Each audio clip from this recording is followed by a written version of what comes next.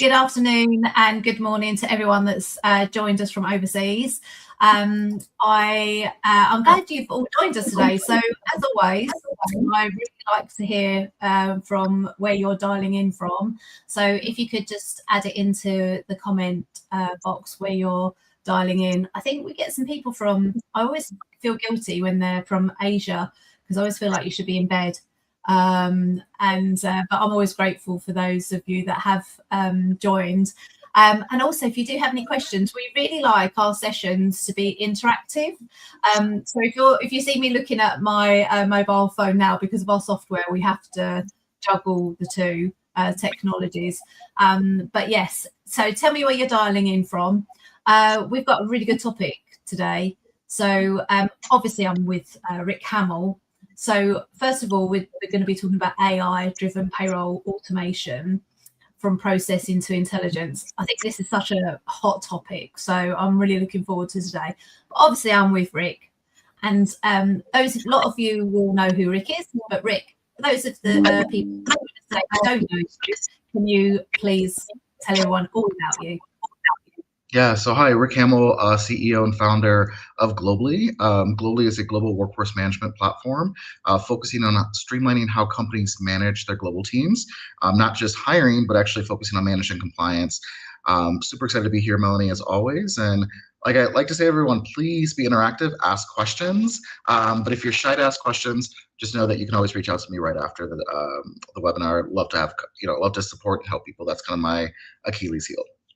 Yeah, and Rick genuinely does do that. And I was just about to say, we haven't even got people telling us where they're dialing in from, but they've just started to. So I am grateful for that. So we've got India. I think that's a bit late for you in India. And obviously we've got people from the UK. Oh, Denmark, Copenhagen. I've never been to Copenhagen. That's somewhere I really want to go. Maybe I'll do that over the summer. And Montreal, hi everyone, thank you. We'll see. So this is so geeky. Like I do it every time, don't I? I get excited to see where people are dialing in from. And we've got South Africa. So we'll see who the furthest is. We'll put you up on the screen. But so all of you in London, I feel your pain at the moment with the humidity, unless you've got air conditioning. But obviously we can't talk about weather all day. So it's really nice to see Michigan, Canada, Liverpool, Denmark, India, South Africa. So welcome everyone. Oh my God, now I'm going to stop looking at that. Right, anyway, Rick, we need to start talking about AI. So one of the things that, when we've spoken about AI, there's like a bit of confusion about AI and automation. So let's set the scene, shall we? So what do you mean by AI-driven payroll automation, and how is it different from the automation payroll teams have used for many years? Yeah, I think the first thing is traditional payroll automation is focused on rule-based and really predictive workflow. So this is, if I do this, this is what's going to happen. And that's typically what you see in traditional payroll automation, where AI is very much focused on being adaptive. It's not really static. It's really focused on decision supportive, and it's actually learning what you actually do. AI is actually focused on looking at what information is being sent to them, what decisions are being made, and how to learn from that as well. So traditionally, again, automation is very much focused on rule-based. And that's where you typically see with payroll, when you see payroll softwares that have been built, they said, if I click this, I know this is going to happen. If I click that, I know this is what's going to happen. Where AI is actually learning from that overall, taking information from all aspects of the payroll process, if it's cross-country intelligence, if it's decision-making, what do you like, what do you don't like, what changes do you typically make, and it's learning from that to make sure it's a lot easier for you. So your payroll process actually becomes a lot more streamlined and a lot more automated from that perspective. Thank you. And it's quite interesting because as we've been talking about AI, going to different, like you've joined us some of the symposiums, and I came to your roadshow. And initially, when we were talking about AI about 5 years ago, there were people that were very nervous about AI, but that does seem to be changing, and people are more positive. Just for you guys that are telling me where you're from, Is there anybody that is nervous about AI, or do you generally feel really positive? So I won't pick on anybody that does answer, but you know, what's your thoughts? Is anyone really positive about AI? But one of the things that, so we had a symposium in Amsterdam this week. It's been a long week. And one of the attendees made a really good point about how the narrative is changing around AI, especially from vendors or tech companies. But what do you see has changed in the last 12 to 18 months within AI, and what's a major focus really for payroll leaders? Well, I think one, the complexity of what AI can do and help solve in day-to-day operations. So from a payroll perspective and in HR, I think people are starting to realize that data maturity as well. I think if you remember AI, when it was first buzzwords, AI was ChatGPT, it was bots as well. And now they're starting to see what actually AI can solve. You're seeing AI come in and help with recruiting. You're seeing AI help with analytics. It's helping provide benchmarking data. So I think that there's a lot more data maturity that's happening with AI. I don't think we're 100% there. I think there's still a lot that we're still scratching the surface here, but I think there's just been a lot more of that. Now, one thing that I also realized as well is that kind of there's regulatory compliance as well and volatility. A lot of countries have actually now relaxed a lot of their AI regulations from initially. So there were countries initially that were banning AI tools, have now actually kind of stepped back and taken a step back from that and said, hey, we actually can use it, but we want to look at a way that we can do it in a framework that's safe. And so I think there's just been more adaptive usability of the AI and different types of AI. And I think because people are using it in their everyday lives, and even if you don't realize it, you go on Google and you ask for information about a restaurant, the first thing that pops up is AI. You're using ChatGPT to help create emails. Actually, now even Outlook, you have AI that can help you improve your email or better communication within that as well. So I think there's just more use of AI in everyone's day-to-day lives, and I think people are getting more and more comfortable with it. To your point earlier, though, there's still a slight fear of AI. AI is going to take everyone's jobs. I don't think it's going to do that. Actually, in GPA magazine, I just actually wrote an article about that, really saying that it's really going to actually help enhance that. Every generation, technology has replaced certain roles, but also has created more jobs. And I think that if we look at what that's going to be, it's evolution, right? So we've always had that. AI is actually going to create more jobs and more opportunities. Specifically in payroll and HR, I think it's actually really key. It's going to actually help move HR and payroll from an administrative department to really make more of a strategic department because they have more information readily at their fingertips and actually can support the C-suite and executive team and how they actually can actually operate the business, because now they have the data points that can actually be helpful at that point. Yeah, you're talking about emails. I don't use Outlook, but I use a different product.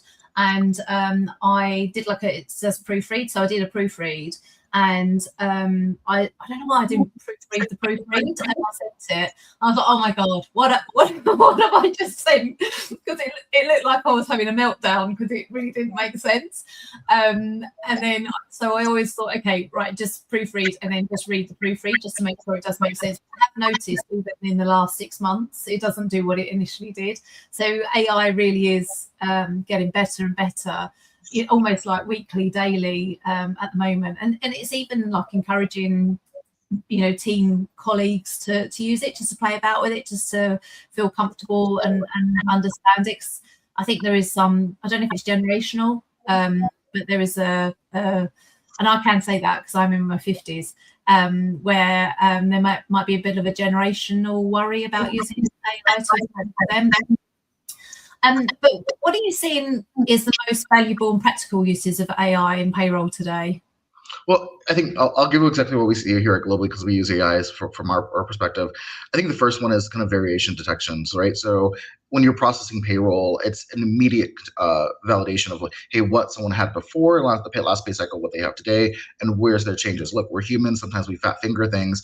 This is an immediate way that you can actually validate your payroll process, especially when you're processing thousands of employees at a time, you're not going to actually want to go through spreadsheets. Look, we all had to go through the spreadsheet work as well from a payroll perspective, but this actually allows you to not spend 12 hours actually processing payroll. It actually allows you to kind of look at the anomalies right off the bat, take action on them. So gives you more time from that perspective.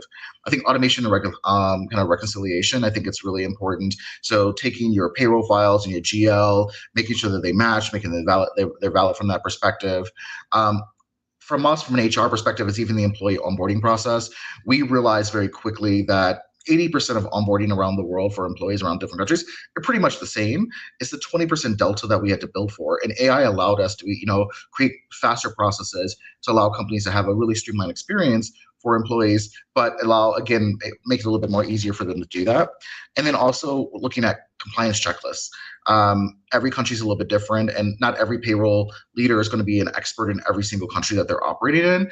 And so having some type of validation on a country level, if it's validating CBA rules and regulations, new taxation rules and regulations, actually being able to do a proactive kind of process behind that to validate that information.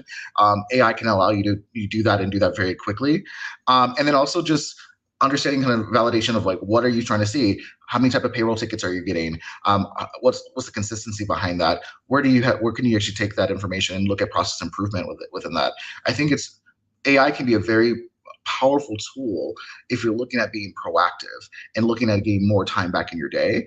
I remember the day when I was processing payroll. This is 20 something years ago, when I had Post-it notes and Excel files, and I had to do all this by hand, and I had to have 2 or 3 assistants helping me go through this and validate this information. And AI, those days are gone.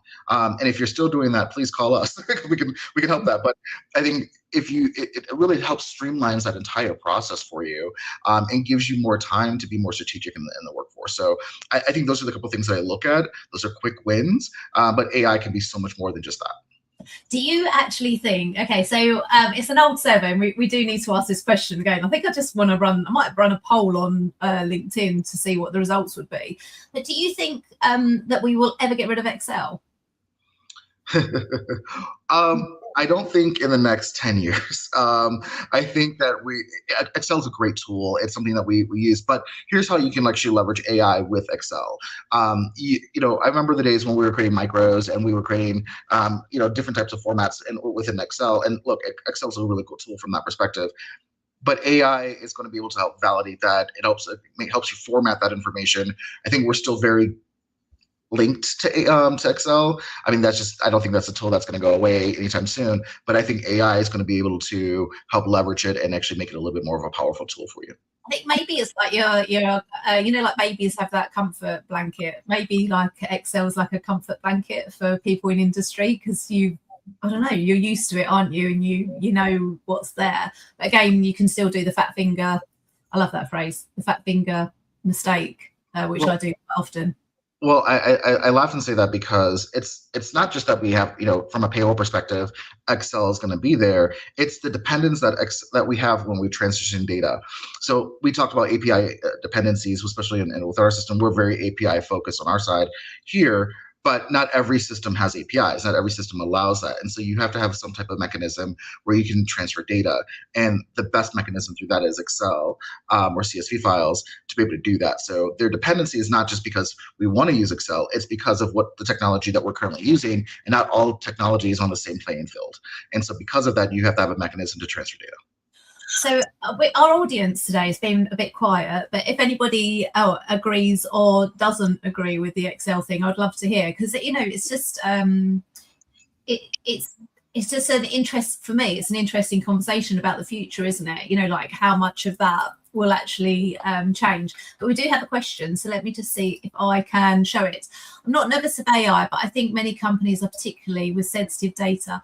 I think this is still the main reservation. I'd love to see more adoption of AI, but many companies are still tentative with their approach, particularly with scare of GDP breaches. How do you alleviate any of those concerns? And I can't remember if this is on my question one, but this is a really good question, because with the advancement of wonderful technologies, the advancement of maybe more risk. Yeah, I think here's the thing.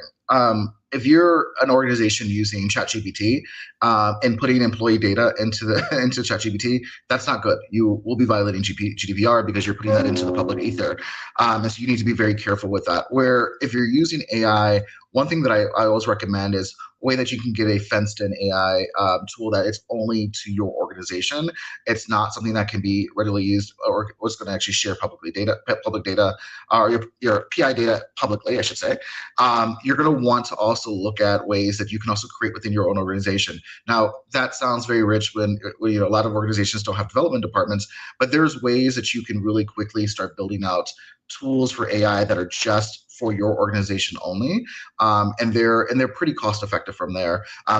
There's a small license fee behind it. So I always recommend not using public AI tools without having some type of license agreement with them, and not having where they said they can share your data. And you definitely need to read any tool that you have with any AI tool. You definitely need to read their terms and conditions, because in their terms and conditions, they will tell you if they're going to share your data or not.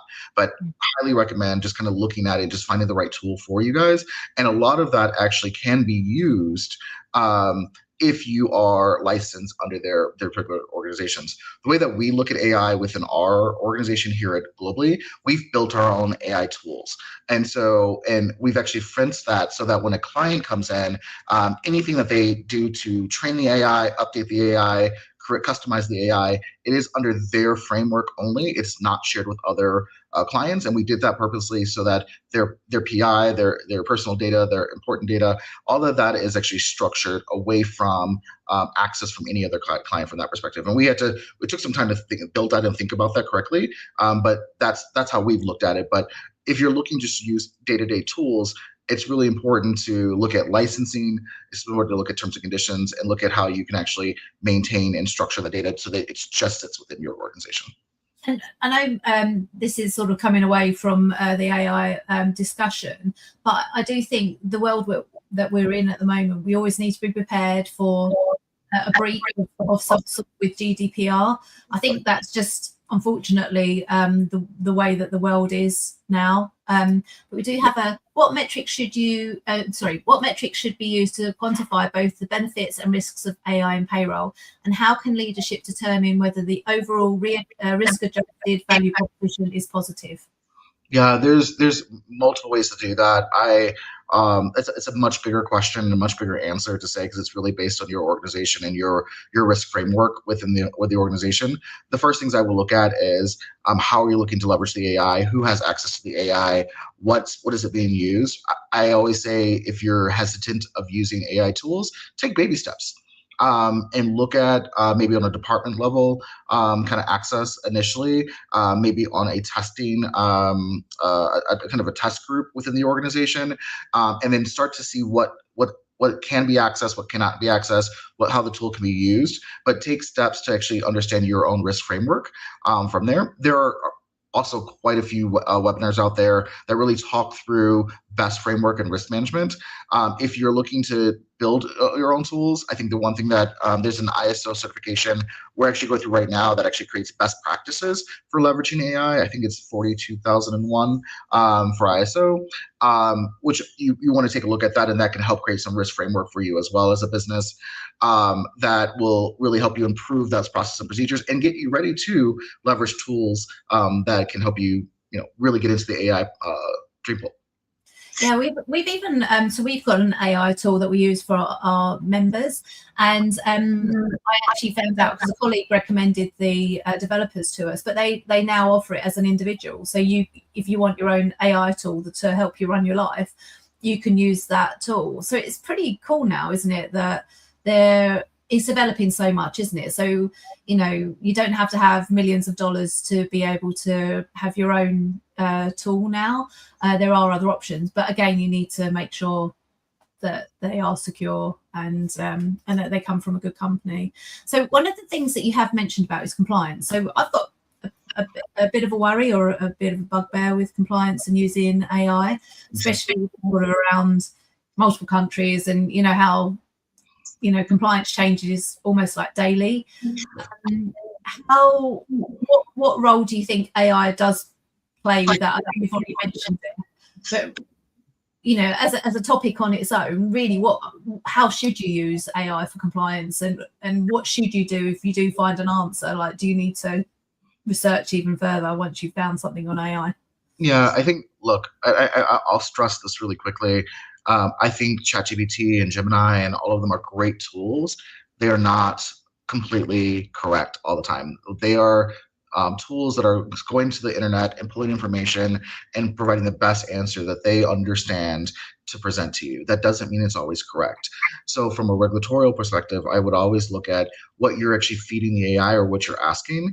I think it's really important to kind of think through and maybe challenge those questions. AI, when you accept answers on ChatGPT, for example, you're rewarding the tool to say, this is what I'm looking for. It's okay to challenge it. It's okay to say, does this make sense? Can you validate this based on this rule? Has there been any changes to this regulation? And make sure it gets there, because the more you train it, specifically if you have a license with them, it becomes more familiar with what you're looking for, and it won't just provide the first thing that they see. So that's the first thing, if you're using tools like that. The second thing is there are tools that are particularly for compliance across like payroll, HR, that have been vetted and pretty clean from an AI perspective. Again, you look at, for example, globally, our AI is tied into taxation.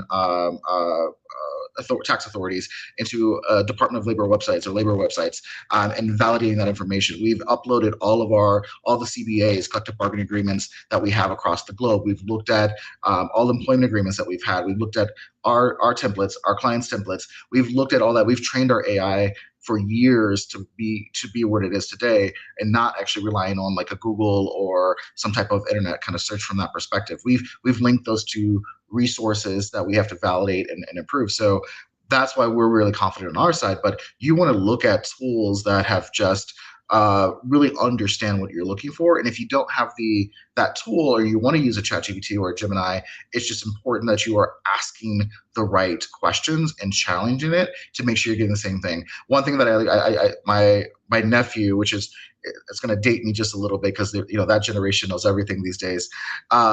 When we were talking about AI, he literally said to me, and I thought it was really brilliant. He goes, "Ask the same question 3 times."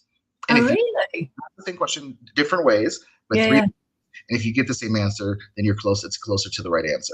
And so that's one thing. It's the rule of 3. Third time's a charm, they say. Ask 3 times, 3 different ways, and if you get the same answer, it's pretty clear. But always do your research. Always validate that information. Use it as a tool, but at the end all be all. Oh my God, like that younger generation is great to work with them, because they know stuff, don't they? I love that. Right. Okay. So we have another. Well, hopefully he's not watching this, because I don't want to tell him he knows everything. I know that's the downside, isn't it? Like, yeah. See, I told you. I think it's important to consider that many HRIS products are investing heavily into AI to enhance and develop their solutions. So it's in a business interest to equip their workforce to be comfortable with using AI. Agreed 100%. So part of our investment strategy here at Globally was we actually have an entire AI focused team that is focused on building continue to build our tool and enhance our tool and constantly learning from that. And so I agree. We talked about AI taking jobs. Here's an example of creating new jobs within an organization. You may have had someone that was a data entry clerk, or someone that was an analyst within your organization. Why don't you focus on either upskilling them to be a AI analyst, or if you're looking, if that role is open, hiring someone in AI that can really support the organization from that perspective. So I think there's opportunities where I think organizations, not just the tools that they use, like a Globally, but organizations can actually look at hiring and creating talent within their organizations to really help them get into that AI kind of atmosphere as well. Yeah. Okay. Well, I'm going to say thank you to everyone that's putting some comments on. We love it. I currently carry out specific payroll validations using Excel. How can I automate this process, and which tool would be the most effective for the job? Well, I will say, if you're looking for AI, again, AI can be used. You could upload Excel files. Again, you are dealing with PI. And so again, looking at the tool that is only going to allow your organization to have access to that, but you can actually upload, let's say you have that license and you've got that framework within the tool that you're using. you have the ability to upload that and create prompts to actually validate the information that you have. You can also then use AI to leverage both previous pay cycles and current pay cycles to validate that information. If you're still processing payroll using Excel, feel free to reach out to Globally because we can make it a little bit easier for you. But I will say that there's ways that you can leverage tools and prompts that can actually help you do that, basically taking previous data, current data, and actually synthesizing that data and actually allowing you to see what anomalies you may have. And it can call it out very quickly. Again, I want to preface, do not upload PI information unless you have a tool that is structured and framework for just your access and from your organization.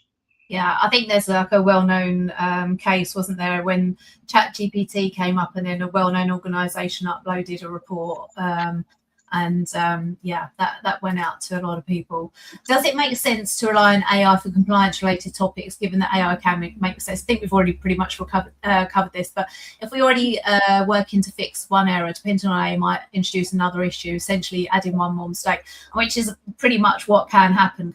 I think we discussed this actually at one of your roadshow sessions about the mistakes that can happen. Yeah, I think AI again is a tool to help identify, but again, it is not the end all be all. Depending on what AI tool that you're leveraging, I always say you need to validate that information. It will give you things that you think about. AI is going to put things in front of you that says, "Hey, this is something you need to think about from a compliance perspective." It's not going to tell you correctly all the time what the rule and regulation is that you have to comply with. You do have to validate. I call it a 2-point or 3-point validation process. Again, using quick things to say, ask the same question 3 times, different ways, that will get you closer to the answer, but still you do always need to validate the information because AI is still a very, very new tool out there. Yeah, and I think that's one thing that we would always say to our members, just make sure that you do validate. Don't just ask the same question 3 different ways. Use 3 different resources to validate the answer. And if they all point to the same conclusion, proceed accordingly, which is pretty much with compliance people. They'll be like 3 different places and we're happy. We'll go with that. Okay, you can also gaslight Gemini. Oh, okay. You can, thanks, George. You can also, this is a good one. You can also gaslight Gemini and tell it something like, yesterday you said, even though it really didn't. I also use meta prompting where I'll tell Gemini, act as a data analyst professional, create a prompt for the following, acting as a payroll professional with X years of experience. You can use the prompt and turn it into a gem and ask it to fix itself. Very handy for me. Everyone's going to be taking a screenshot of that. Yeah, I think it's actually a really good thing. This is where you're creating challenges for the AI and say, this is not what I asked for, this is what I'm looking for. I agree with that. And being very specific of what you're asking for with the AI, I think it's clear. There's a term that we use as well as hallucination. There's some hallucinations that can come with AI as well if it's not very clear or if it's not understanding the prompts that you're asking. And so I think it's really important that you can use certain tools and use certain tricks. I think I see a comment here about tricks. Certain tricks that you can train the AI. I always also like to say when you have a account with with a AI tool, it's learning from you every single time you log in and use it. And so it's better than you having a public domain process or product that you're using. Use something that you have a login because it's getting to know you as a user. There's some pros and cons with that as well because it also then innates with your own biases. Where this is where I also think if you're using a corporate account, then it's actually learning from the organization as a whole, not just an individual. But you want something that's constantly learning from you and what you guys need to help you get to where you need to be at from an AI perspective.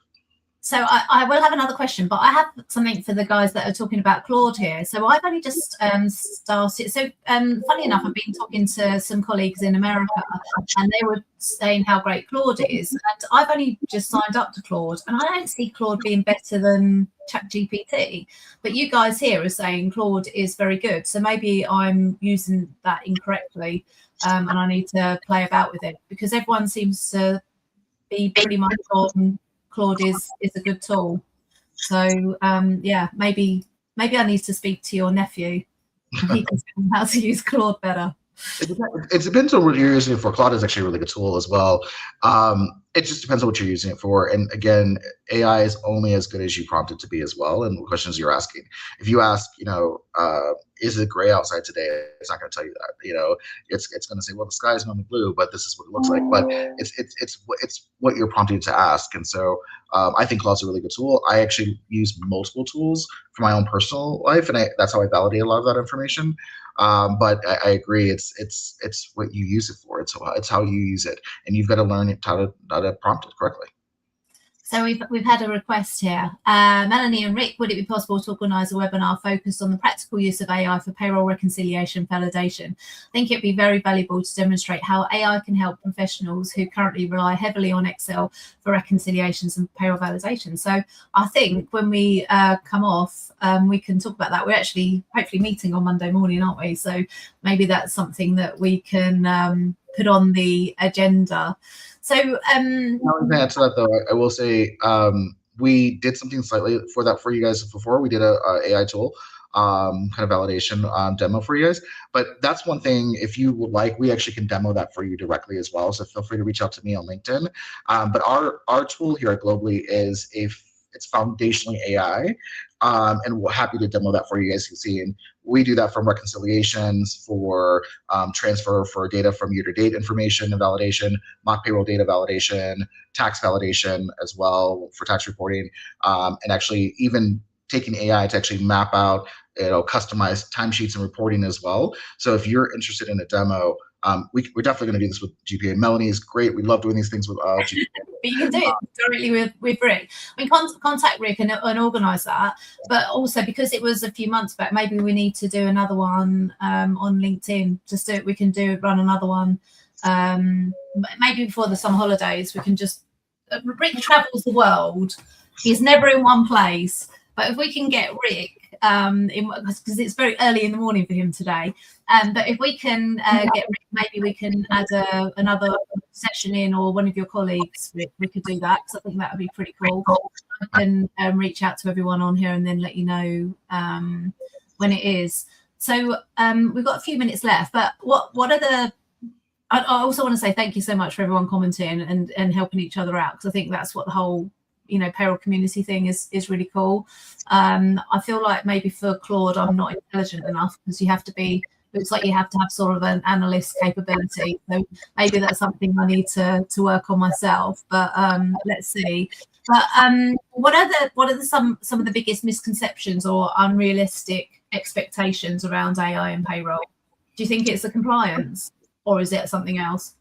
Yeah, I think that it's going to reduce or eliminate, complexity in payroll. I think that's not necessarily correct. I think payroll is always going to be complex based on the rules and regulations. It's just going to help you automate. It's going to help you give better visuals and better data analytics behind it. It will help you validate, but it's not going to it's not going to change complexity of payroll from that perspective. I think the idea that AI is just a plug and play, that I can just log into a platform and I can just create a prompt and that's what AI is going to solve everything that I need in payroll. That's not true. It takes time, and you have to build these things out as well. I even see some of the comments here where we're saying you have to build out a script, you have to build out a rule, you have to build out kind of a cadence for that within your AI. I think also looking at the human oversight. People think that I've seen so many CEOs say, "Oh, if we did get AI, I can replace people in the organization." That's not true. AI has to have a human in the loop. There are also a lot of rules and regulations, especially in Europe, that require human in the loop in payroll validation for AI. And so it's not going to replace the human oversight. There's still legal accountability behind that. AI tools are not going to say, well, you gave us the payroll and we're going to validate this information and this is correct. And when you file your taxes, it's incorrect. We're not going to take liability behind that. It still needs to have some type of validation from a human. And I think the one thing that people need to understand that is AI does not replace teams, it just elevates them. It allows them to be more strategic.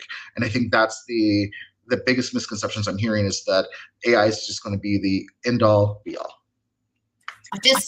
I wasn't ignoring you. I was just trying to get your email address. So if anybody wants a demo, there's I've just added your email address to the comment section, just to make that easy for people as well. Obviously, still connect with Rick on LinkedIn, but his email address is there also. I'm gonna let me just say, I don't know if I agree with this. AI is mostly used for non-works people because they don't want to work hard. Is it true? Can I answer that one as well? I know you're going to answer it, but I was talking to a colleague about this. She's hopefully asleep because she's in the other side of the world, and she has the like she has the feeling that if she uses it, then she's almost cheating or she's not doing what she should be doing because it makes things a little bit easier. But if anything, I have to say that I do use it and it makes me so much more productive and I just get on with things quicker. I just, instead of me just sitting there, I like my literary skills aren't the best in the world. And it just helps. I can say, this is what I want to say. And it tidies it up and it does it in the way that I speak, or it might be analysing something or whatever. And it's just so much quicker. So I have to disagree. Rick, over to you.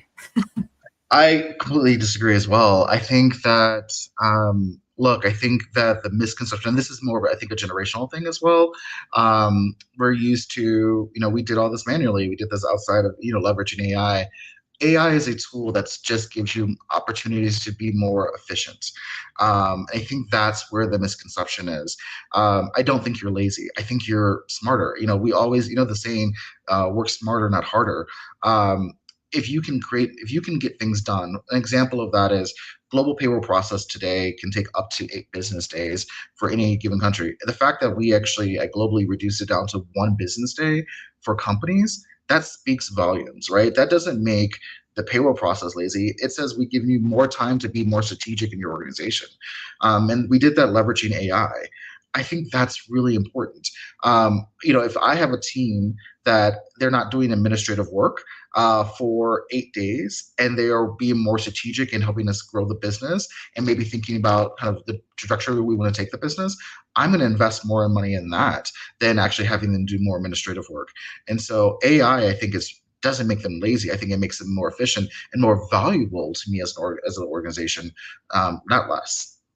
Well, Ramona, I know Ramona very, really well, and I love it. I love this comment. So AI does not replace people, but people who work with AI will replace the ones not working with AI. And I have to agree with that. Really, we need to get on it. Yeah, I think it's technology, guys. Like you got to think about. Every generation had this, right? If you look at even, I'll go far back when you had horse and buggy, and everyone saw this 4-wheel non-horse driving carriage is what they used to call it, called a vehicle, and they were like, that's never going to work. No one's ever going to use that, and they thought it was just a fad. And look where we're at now. We're not even using horses from that perspective. So these are things that evolve. Think about how we used to operate our phones. I remember when I asked, I get back to my nieces and nephews, when I asked them, I said, what's a cell phone? What's a phone to you? When we were in our generation, we used to do this. They do this because they operate a different way. And so as time progresses, technology is going to allow us to operate better. I do more work on my cell phone than I've ever did 10 years ago, 15 years ago. It's just technology is going to evolve. AI is exactly that. If you're not going to get on the bandwagon, I think you're going to have a problem with that. I think it's important to actually take the time and invest into it now. I think human oversight will remain critical, especially in areas such as compliance and the employee experience. I will say with the employee experience, I think that is so important. Like, when you go to an insurance company and you've got a problem, you want to change your insurance and you go to like a chat bot, or not so much with the bank, but like, some of the organizations, and they'll have a thing of you just want to speak to somebody, I want to speak to somebody, but then you can't because you've got to answer it, blah, blah, blah. And it's so much better sometimes when you just literally speak to somebody. So I do, unless they've got really good AI, but I just don't think it'll ever take the employee experience or the employee away, or the humans away, should I say.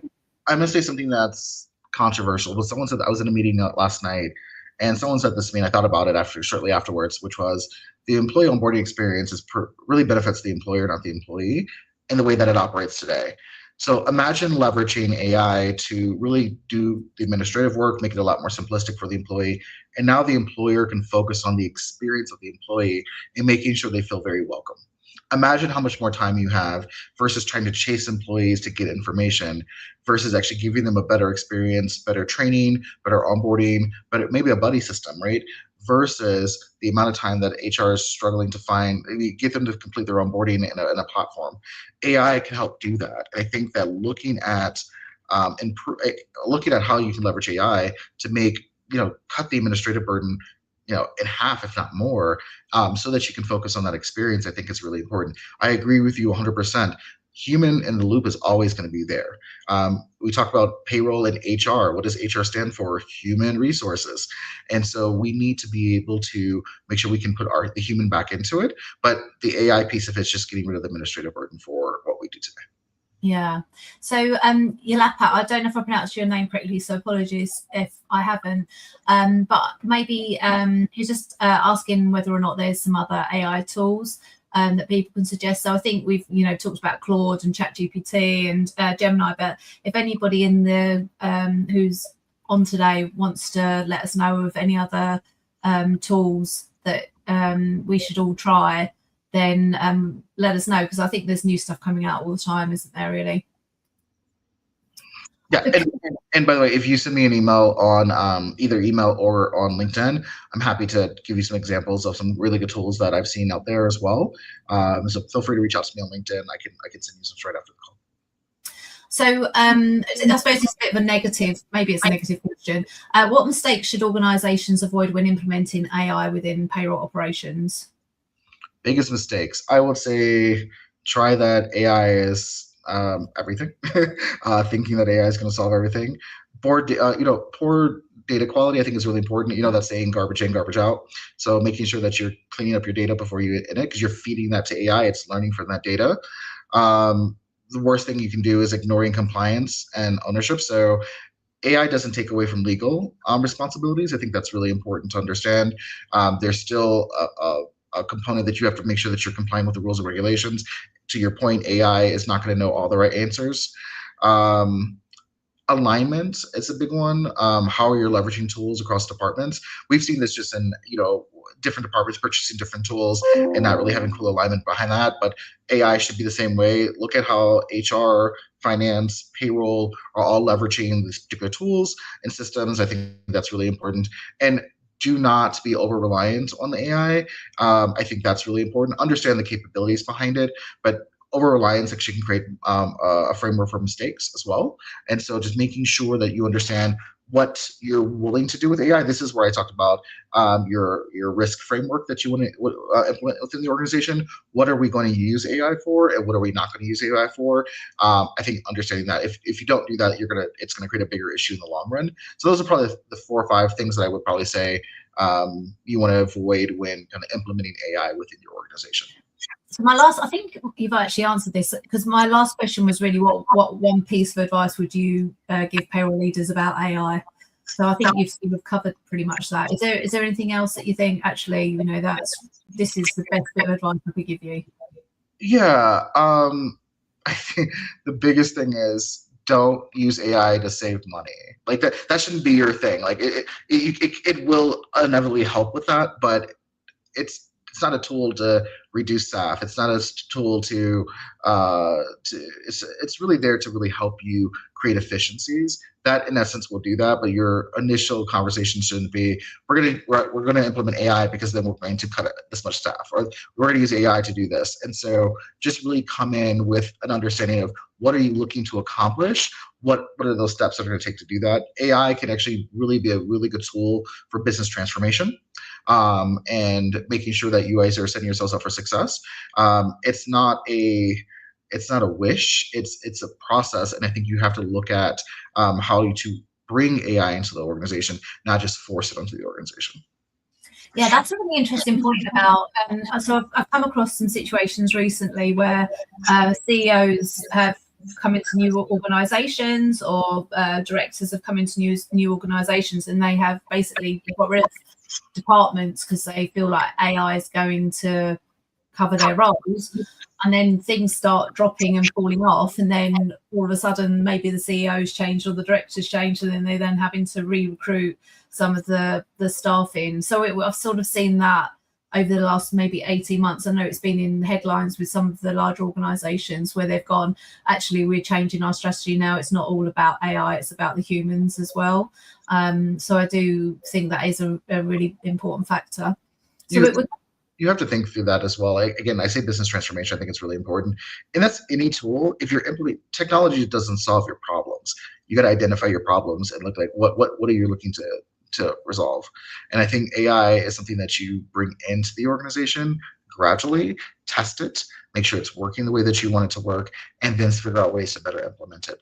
But to your point, I've seen a lot of organizations come in and say, AI is that's it. We're only doing AI. This is how we're going to be successful. And then 6 months later, after a lot of money that they spent, they realize that was not the best decision.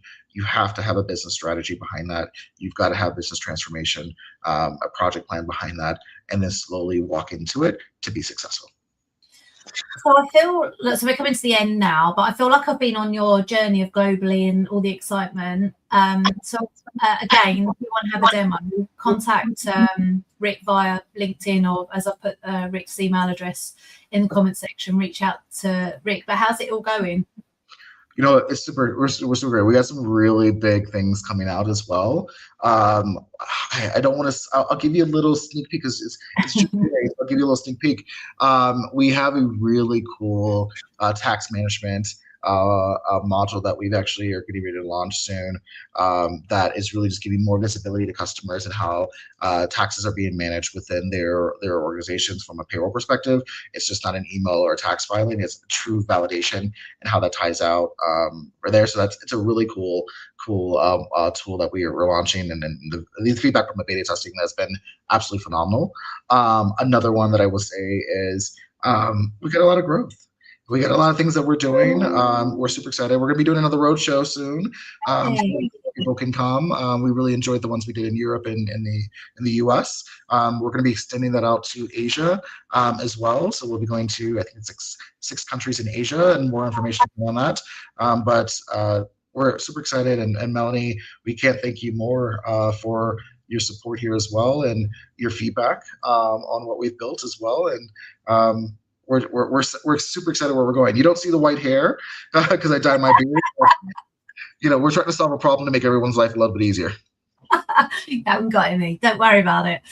Okay, well, thanks so much, Rick. And can I just say, there's a few more comments, but unfortunately I reckon we could spend a couple of hours on this. But I just want to say thank you so much, Rick. I really enjoy this. Thank you so much for everyone that's really got involved today. It does actually make it more enjoyable for Rick and myself when we get comments from you all and you all engaged. So that's fantastic. So if you need anything, contact Rick, and you can always contact myself. So thank you, everyone, and we'll see you next month, hopefully.